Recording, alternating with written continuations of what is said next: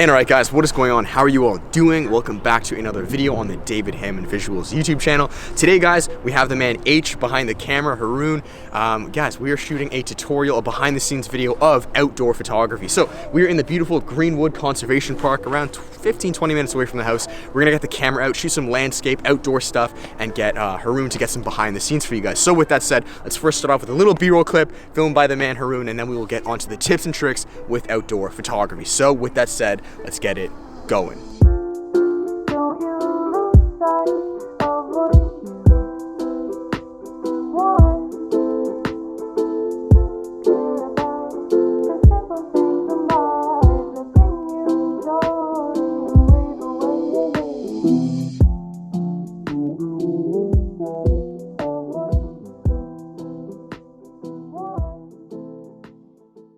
And guys, hope you enjoyed that little B-roll clip. That was shot by the man H, or Haroon. So we are now going with the photos. So the first one we took as we are walking to the location that I want to be in is this this pathway right here. So Haroon, if you want to show them.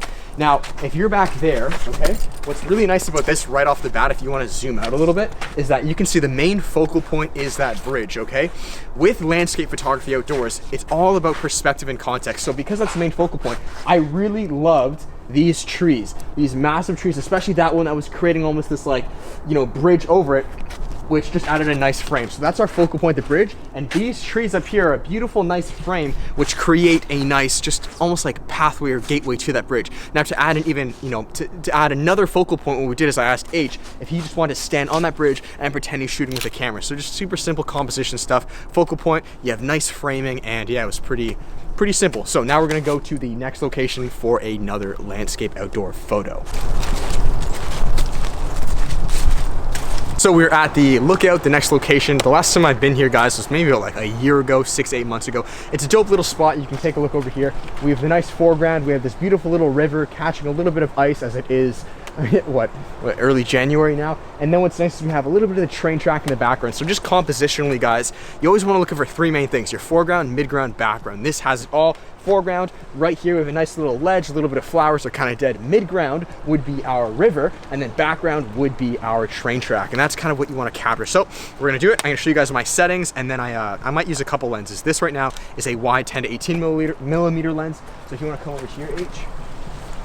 So if you guys can see here, okay, what I'm doing is I am essentially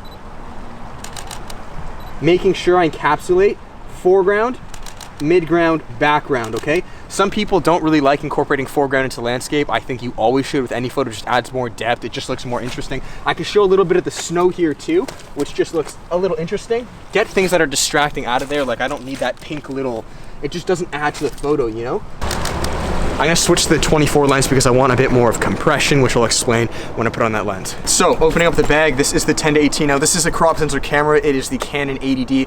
You know, you can do the conversions, 1.6 crop, etc., etc. This is a 10 to 18 lens. Now I'm gonna smack on the 24 millimeter lens. And the reason for that, guys, is it's a bit more punched in, okay? A few reasons with that. Compression is a major one. Now, this is a faster aperture. It has a 2.8 aperture, so I'm gonna get some bokeh. I'm gonna get that foreground a little blurry and nice. And the compression, what that is the farther a focal length is. So you know, 50 millimeters, 100 millimeters, 200 millimeters. The more you zoom in, the more compression there is. Compression is simply utilizing the background and foreground and smushing that together. So that train track will actually look closer to me than it actually is. So that's a cool little fun fact. So 24.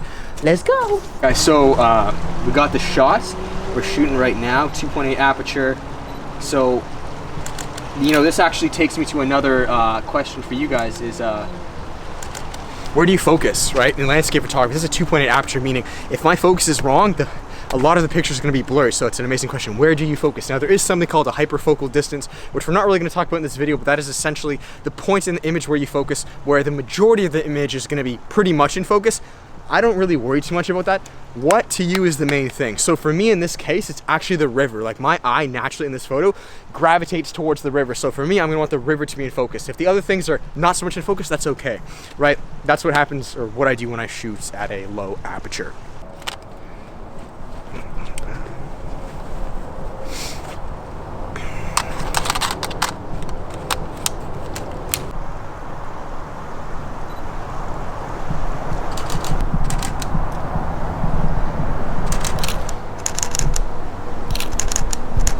and now I have the 50 lens on. Again, like I was saying, the farther the focal length, obviously you're gonna be able to reach more, but there's gonna be more compression, so you're gonna notice the bridge with the 50 looks a lot closer. To add some foreground for you guys in case of maybe you don't have a ledge, there's foreground everywhere, so you can see this, right? You can use this as foreground, you know, show some more depth. You can use a tree as foreground. You can use your hand as foreground. You can use a leaf. I have taken twigs, I kid you not, and you just hold it right there, and there's your foreground, okay? Why do you want foreground? It just adds more depth. It just adds more visual interest to the photo, okay?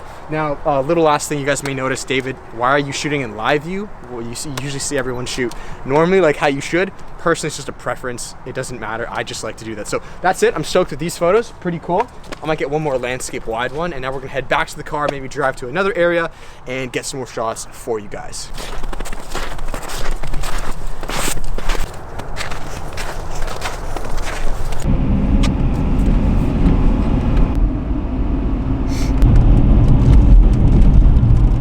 All right, so we're kind of just doing laps right now, circles, because with outdoor photography in particular, guys, a lot of it is location scouting. You're just seeing what works. You know, I really recommend to you guys not to just settle for a shot that's like, oh, you know what, screw it. Like, look around, take the extra 5 minutes, take the extra 10 minutes, because with outdoor photography in particular, you create the image. Does that make sense? Like, it's not just, it doesn't just pop up in front of you. So let you know when we find a spot. Just in case. I didn't even need to bring my gimbal, but we're at Duffin's Trail. This is kind of the back end of Greenwood, if you guys are ever here. Beautiful little spot. Again, I have not been here in like 8 months or so, so let's see if we can find any landscapes, compositions, and again, I'm shooting this as we go, guys. I don't pre-plan any of this. Like, I'm you know, let's just go. All right, so we're at the second place in Greenwood now. Initially, I was kind of going into this with more of like a landscape idea based.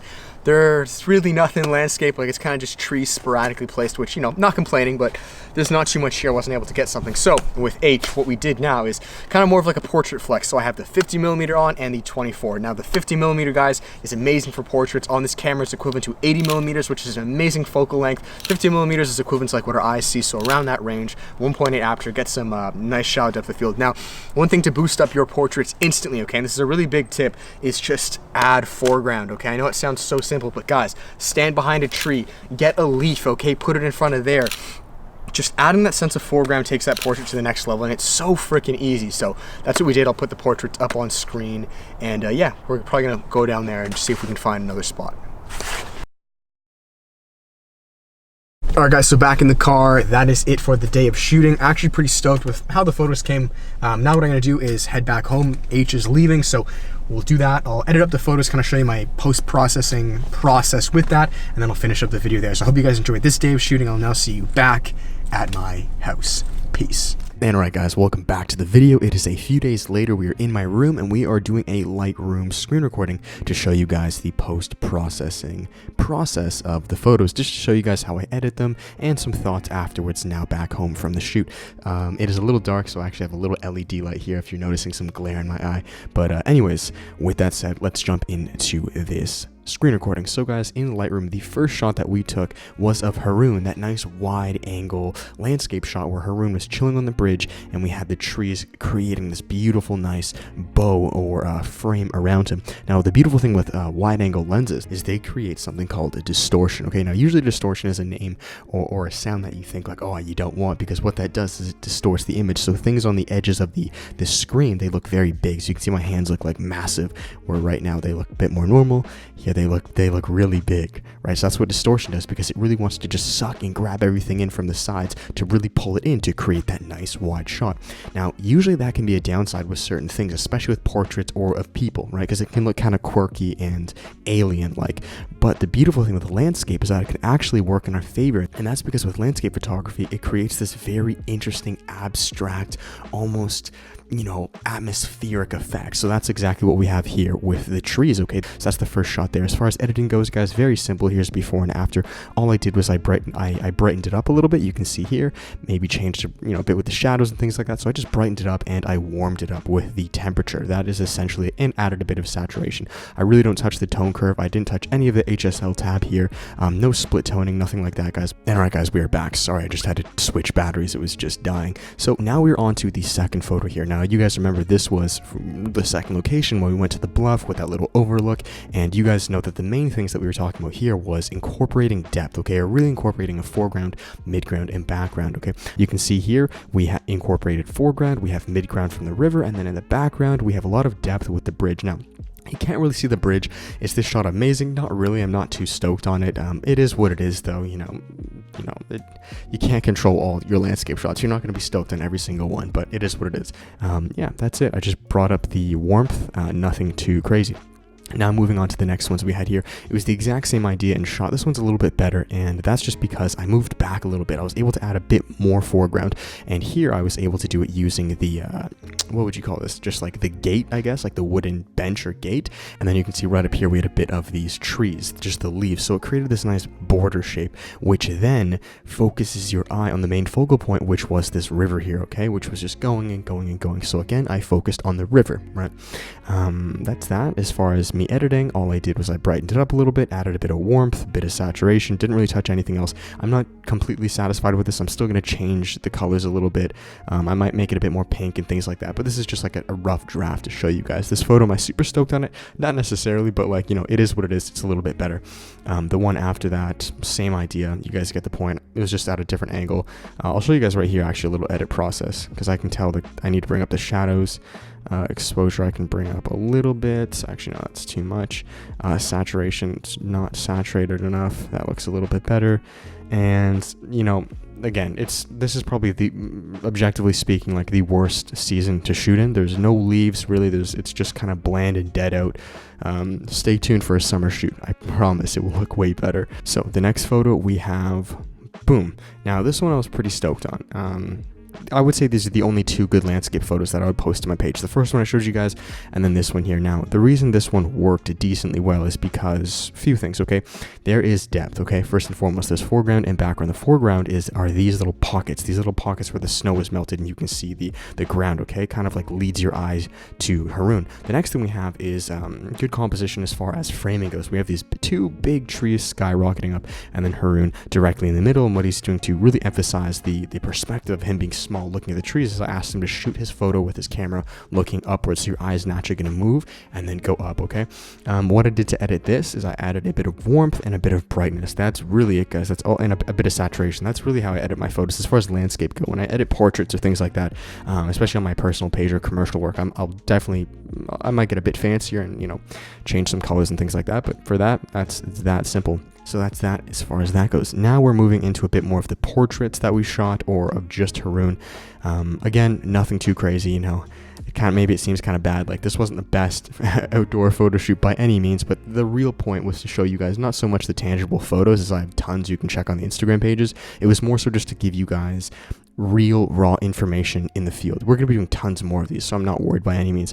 Anyways though, so for portraits, I'll just scan through them real quick. 1, 2, 3, a little bit closer, and we have a few of Haroon there. Boom, boom, boom, and boom. Nothing too crazy, but to make any shot much more interesting like that is simply to add depth. Okay, it's to add framing, it's composition, guys. This takes 2 seconds, so easily I could have just shot Haroon just like that, okay, without the trees, or I can try to move back, find some depth, maybe a little crack in between 2 leaves, 2 trees, 2 anything, and then frame him up that way. It's so simple. It takes 2 seconds and it makes him look so much more interesting. So again, I just brightened it up, added a bit of warmth, saturation, and I did the same thing. He shot out there, he looked at me.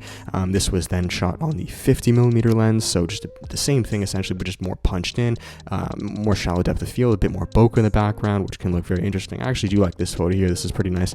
And then with these shots over here, there's 50 lens, nothing too crazy. There is no foreground here at all, but it's just kind of like a candid shot of him chilling. And this added a little bit of foreground on the one side like that. But that is really that, guys. It's nothing too spectacular at all. The main two things, again, the 2 shots that are takeaways that I'm at least going to use are this one landscape right here of Haroon, and then the second landscape right there of Haroon. I like these ones. If you guys want to check out any more photos, I would strongly recommend you guys check out the Instagram page, my outdoor photography one. It's Hammond Visuals, always linked down below. There are a plethora of landscape shots in my years of shooting, which there are a lot. This is, I don't want to sound like this is a cop-out, but like it wasn't the best shoot. take it or leave it, or it's, take it how you want. But anyways, guys, that is it. I hope this video was able to help you guys. I hope it was resourceful. I hope this shot looked okay with the light. I know it got super dark, I apologize, but yeah, if it did, guys, please do give it a thumbs up, subscribe, comment, let me know what your thoughts are down below. I will be doing tons more of these with Haroon. We're going to be filming and shooting so much for you guys, and I'm going to really give you as much value as I possibly can. So if you guys like to, give it a thumbs up. And as always, guys, you can check out the free photo video intro course. It's a free half-an-hour course which takes one section out of my 6 mega courses. These mega courses are the outdoor photography course, the outdoor videography course, the commercial course, documentary course, short film course, and music video course. So if you guys are interested in shooting any of those styles, check out that free course. It gives you a free section of each of them. All right, if you guys do want to purchase a course afterwards, which are all extremely affordable, I probably recommend the outdoor photography course, as that's what we shot here, or the outdoor videography course. So that is that, guys. There is always one-on-one coaching if you guys want to take it to the next step after that. I appreciate all of you guys, and I will see you in the next video. With that, much love. Peace.